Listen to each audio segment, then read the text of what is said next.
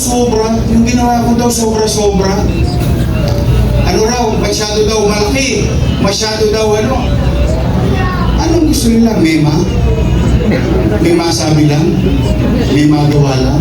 Eh ito, ang problema nga dyan, actually, apat na eskwela na yan. Ang problema nga dyan, yung magulang. Nagkakaproblema. Ang hihingi ng jacket yung anak. But kidding aside, tingnan niyo the vision, the foresight of your leader. Now, who would thought that giving such good environment in the classroom will be a must today? Magiging kakailanganin dati parang luho. Ngayon pala kakailanganin na siya. It's now a must. Why? Kung nakita yung heat index, pwede ka na mag-print ng itlog sa kalsada. Tama na rin. So what more we can do in the future? Yeah? So, marami kayong maikukwento. Kaya hindi natin kailangan sagutin yung gusto nilang conversation. Kasi, masinin ninyo, hindi ko alam, yung iba sa inyo dito nakarating na doon sa patawag nila. Tanong nyo, tinayin nyo, ano sinabi? Si ganito, si ganyan, si ganito. Pero wala kayo narinig na programa. Nakarinig ba sila ng programa? Walang kwento. Alam mo bakit? Walang kwenta eh. Eh tayo, maraming kwento, kaya equals to kwenta. Kasi at the end of the day, yung suma.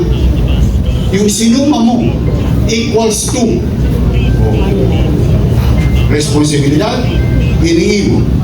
Binigay ng tao. May mandato ka.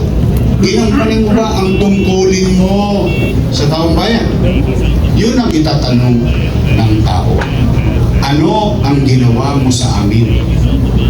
Eh tayo na may pandemya pa. Nakaraos pa. Ayun, puro sila utang. Hindi naman bago yung utang na yun eh. Luma na yan eh. Bakit?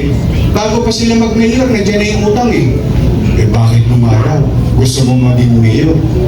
Eh alam mo namang may utang. Nung sinisingil ka na ng taong bayan kung ano ginawa mo, ang sinisi mo may utang. Hindi, totoo.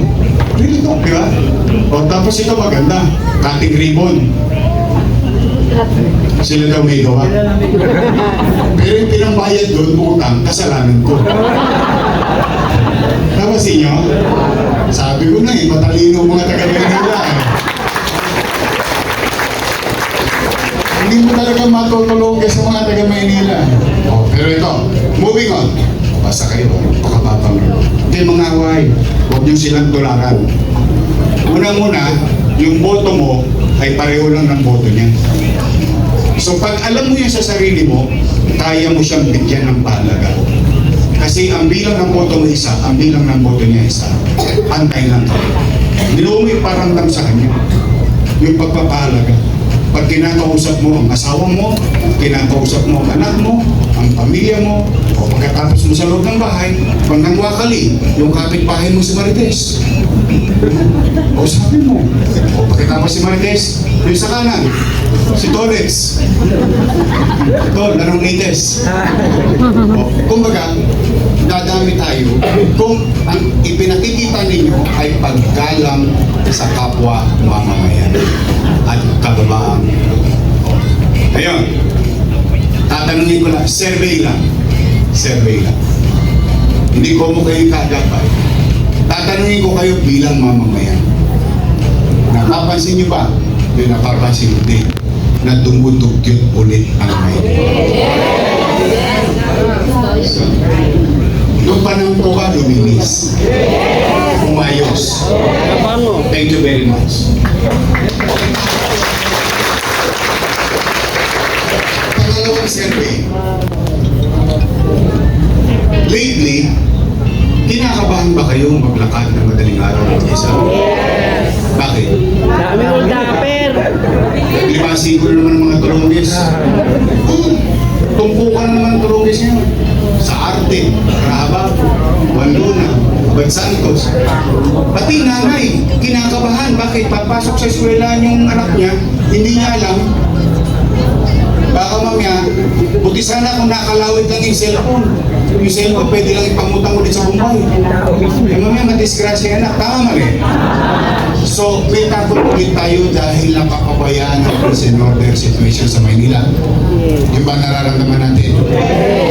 Naalala niyo ba nung panahon ko, hanggang madaling araw, may gobyerno sa lungsod ng Maynila.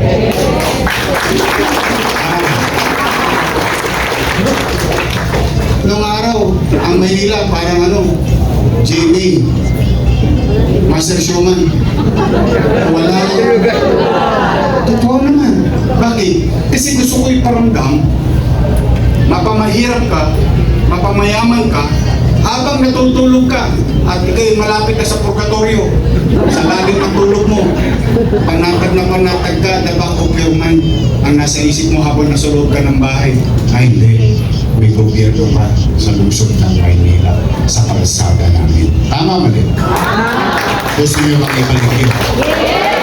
Pangatlo, so kalinisan, kaayusan, at kapanatagan. Gusto niyo pa uli magkaroon ng opportunity of growth ang Maynila.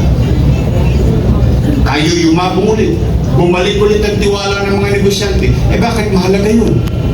Una, trabaho. Pangalawa, buwis. Tama mali? Gusto niyo maibalik yun? Nakita niyo kahit iba't ibang bahagi ng mundo. Kahit mga ambasador, kinilala ang Maynila sa bilis ng paglago. When I became mayor, nung binoto niyo ako mayor noon, noong 2018, out of 17, number 16 ang Maynila. Bago ko umalis, number 3 ang Maynila.